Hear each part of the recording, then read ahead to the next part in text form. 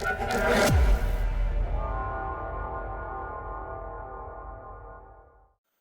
Back students.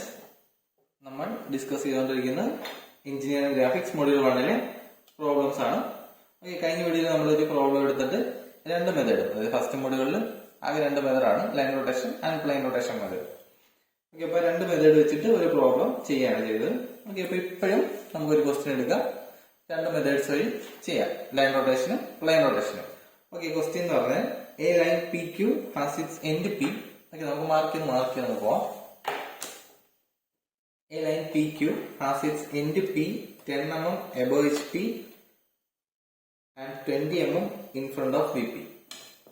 10 mm above HP and 20 mm in front of VP. End Q is 35 mm in front of VP and front view measures, front view P dash Q dash line, front view measures 75 mm.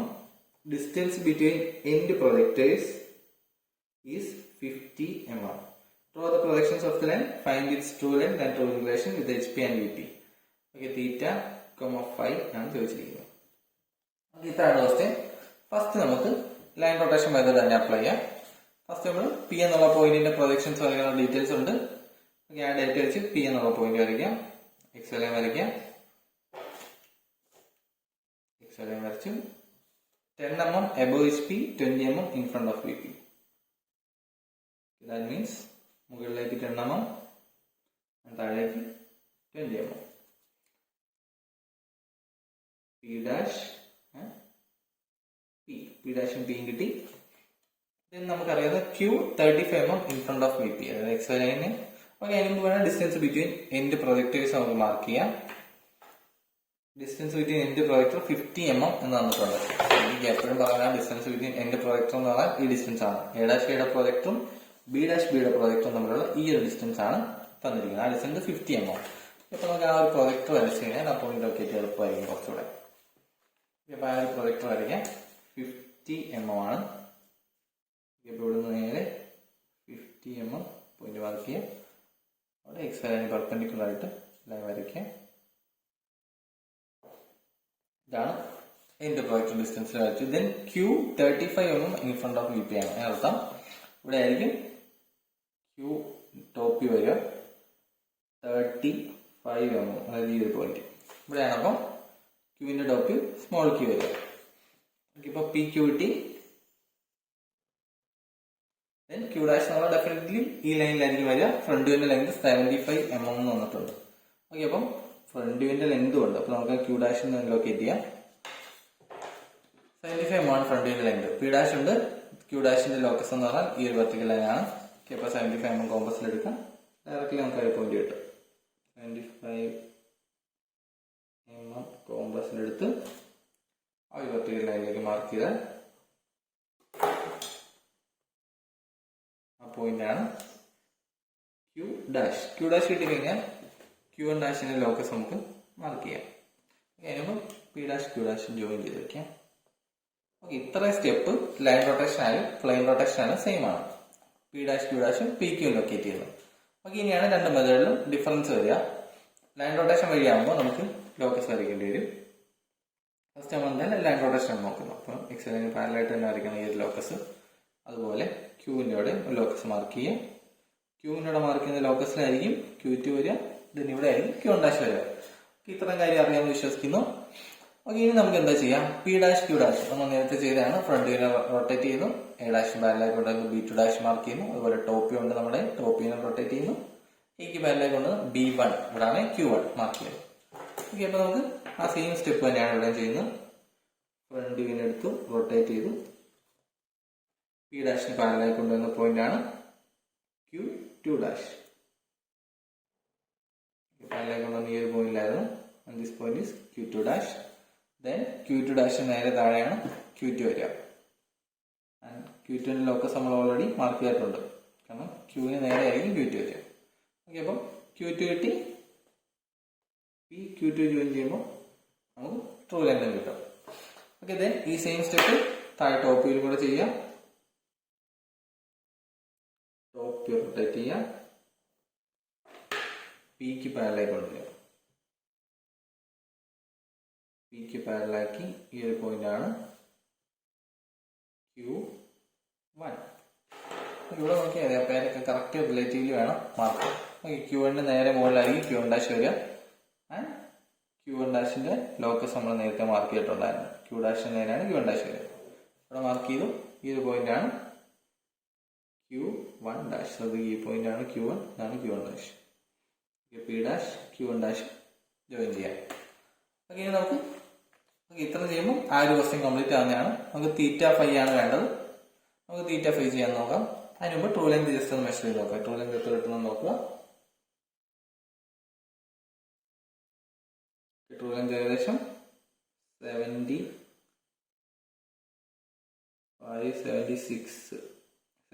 mm ആണ് true length വരിക. ചോദിച്ചിട്ടില്ല, എന്നാൽ നമുക്ക് true length എഴുതാം. 76 mm. ക്വസ്റ്റ്യനിൽ ചോദിച്ചിരിക്കുന്നത് തീറ്റ and phi ആണ്. Theta equal to phi equal to. Theta എത്രയാണ്, ഫൈ എത്രയാണെന്ന് നോക്കാം. തീറ്റ കണ്ടുപിടിക്കാൻ വേണ്ടി പി ഡാഷ് Q1 ഡാഷിന്റെ ഇൻക്ലിനേഷൻ ആണ് തീറ്റ. ഓക്കെ, അപ്പൊ P dash Q1 dash true length ആണ്, ഇൻക്ലിനേഷൻ ആണ് തീറ്റ. ഓക്കെ, അപ്പൊ തീറ്റ എത്ര കിട്ടും നോക്കാം. നമുക്ക് തീറ്റ നമുക്ക് കിട്ടുന്നത്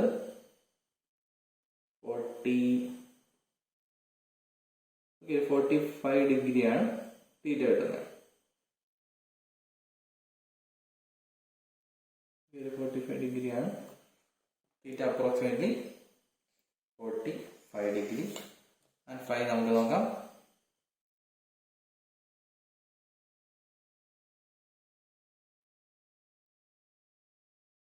ഈ ഫൈ വളരെ ചെറിയൊരു, അതായത് PQ2 ആണ് ഫൈ. നമുക്ക് കിട്ടുന്നത് 12 ഡിഗ്രിയാണ്.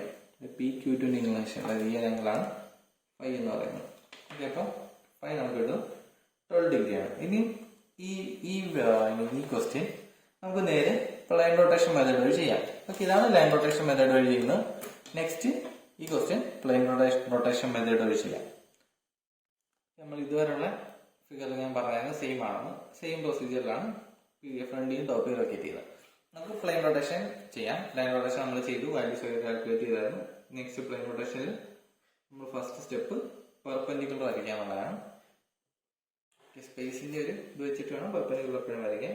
ഞാൻ ഇപ്പോൾ തൽക്കാലം മുകളിലേക്ക് തന്നെ വരയ്ക്കുകയാണ്. നമുക്ക് നോക്കാം സ്പേസ് കിട്ടും എന്നാണ് പ്രതീക്ഷിക്കുന്നത്. ചെറിയ കാൽക്കുലേഷൻ വേണം സ്പേസ് കിട്ടുമെന്നുള്ളത്. നമുക്ക് ലിമിറ്റഡ് ആണ് സ്പേസ്. അപ്പോൾ ആ ഒരു സ്പേസ് നമുക്ക് കിട്ടണം. പെർപെൻഡിക്കുലർ വരച്ചു, പി ഡാഷിൽ പെർപെൻഡിക്കുലർ വരച്ചു. ക്യൂവിലും പിയിലും ഞാൻ മുകളിലേക്ക് വരയ്ക്കുകയാണ്, കാരണം താഴേക്ക് വരയ്ക്കാനുള്ള സ്പേസ് കാണില്ല. അതുകൊണ്ട് മുകളിലേക്ക് വരയ്ക്കാനാണ് ഉദ്ദേശിക്കുന്നത്. രണ്ടും സെയിം ഡയറക്ഷനിൽ വേണം വരയ്ക്കാൻ. അതിന്റെ റീസൺ ഒക്കെ നമ്മൾ വീഡിയോയിൽ പറഞ്ഞതാണ്. കാരണം വരയ്ക്കേണ്ട ഡിസ്റ്റൻസ് എല്ലാം എക്സ് ലൈനിന് മുകളിലേക്കുള്ള ഡിസ്റ്റൻസ് ആണ്.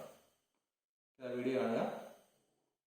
കാരണം ഇതിന്റെ മുകളിൽ വരയ്ക്കുന്ന ഡിസ്റ്റൻസ് എല്ലാം എക്സ് ലൈനിന് മുകളിലേക്കുള്ള ഡിസ്റ്റൻസ് ആണ്. പിയിലെ പെർപെൻഡിക്കുലറിൽ വരയ്ക്കുന്ന ഡിസ്റ്റൻസ്. അതുപോലെ ക്യൂവിന്റെ പെർപെൻഡിക്കുലറിൽ വരയ്ക്കുന്ന ഡിസ്റ്റൻസ് എന്ന് പറഞ്ഞാൽ x line to Q dash distance ആണ്. അതും എക്സ് ലൈനിന് മുകളിലേക്കാണ്. അപ്പോൾ രണ്ട് പെർപെൻഡിക്കുലേഴ്സും ഒരേ ഡയറക്ഷനിലാണ് മാർക്ക് ചെയ്യാൻ. ഓക്കെ, നമുക്ക് ഡിസ്റ്റൻസ് ഒക്കെ അറിയാം. പി ഡാഷിന്റെ മുകളിൽ വരയ്ക്കുന്ന distance x line to P distance ആണ്. അത് നമുക്ക് ഓൾറെഡി അറിയാം. 20 mm ആണ്. 2 സെന്റിമീറ്റർ. ഓക്കെ, 2 സെന്റിമീറ്റർ എടുത്ത് മാർക്ക് ചെയ്യുമ്പോൾ നമുക്ക് ക്യാപിറ്റൽ കിട്ടും. ഈ ഡിസ്റ്റൻസ് അത് നമുക്ക് അറിയാവുന്നതാണ്. ഈ ഡിസ്റ്റൻസ് നമുക്ക് 35 ആണെന്ന് അറിയാം. ഓക്കെ, ഒന്നുകിൽ 35 ആ ഡിസ്റ്റൻസ് കോമ്പസ് എടുത്ത് കട്ട് ചെയ്താലും മതി. നമുക്ക് അറിയാവുന്നുണ്ട് 1 2 3 35 ഡയറക്റ്റ്ലി മാർക്ക് ചെയ്യുന്നു. ഓക്കെ, ഒരു പി ക്യൂ കിട്ടി. എ അല്ല പി ആണ്. എ ഇട്ടിട്ട് എ ആയിപ്പോയി. ഓക്കെ, പി ക്യൂ ഒരു പി ക്യൂ കിട്ടി. ദെൻ ഇത് 10 mm ആണ് നമുക്കറിയാം. അപ്പോൾ ഇവിടെ മാർക്ക് ചെയ്യേണ്ടത് 10 mm ഡിസ്റ്റൻസ് വേണം ഇവിടെ മാർക്ക് ചെയ്യാം. അപ്പോൾ അവിടുത്തെ ക്യാപിറ്റൽ പി കിട്ടി. സ്മോൾ ആണ്. ക്യാപിറ്റൽ ക്യൂ കിട്ടാൻ വേണ്ടി കറക്റ്റ് ഡിസ്റ്റൻസ് നമുക്ക് അറിയത്തില്ല. അപ്പോൾ X line to Q dash distance കോമ്പസിൽ എടുക്കുക. ക്യൂവിന്റെ പെർപെൻഡിക്കുലറിൽ മാർക്ക് ചെയ്യാം. അപ്പോൾ നമുക്ക് ക്യാപിറ്റൽ ക്യൂ കിട്ടി. Capital P and capital Q join ചെയ്യാം. ഈ ലെങ്താണ് ഒറിജിനൽ ലെങ്ത് പി ക്യൂ. പിക്കിന്റെ ഒറിജിനൽ ലെങ്ത് എത്ര നോക്കാം. നേരത്തെ കിട്ടിയ വാല്യൂസിന് അപ്രോക്സിമേറ്റ് ആണോ എന്ന് നോക്കാം. ഓക്കെ, 76 ആണ് വരിക. ഏകദേശം 76. ഓക്കെ, 76 ആണ്. ട്രൂ ലെങ്ത് കാൽക്കുലേറ്റ് ചെയ്തു. തീറ്റയും ഫൈയും ലൊക്കേറ്റ് ചെയ്യണം. നേരത്തെ പറഞ്ഞ തീറ്റയും ഫൈയും ലൊക്കേറ്റ് ചെയ്യാൻ വേണ്ടി ചെയ്യേണ്ടത് front view operated true length. ഇതാണ് front view operated true length and this one is front view. അത് രണ്ടും എക്സ്റ്റെൻഡ് ചെയ്യാം. മീറ്റ് ചെയ്യുന്നിടത്താണ് വെർട്ടിക്കൽ റേസ്. ആ ആംഗിൾ ആണ് ആക്ച്വലി 5. ഓക്കെ, ഇത് മീറ്റ് ചെയ്യാത്ത നമുക്ക് 5 കാൽക്കുലേറ്റ് ചെയ്യാൻ പറ്റത്തില്ല. Okay, then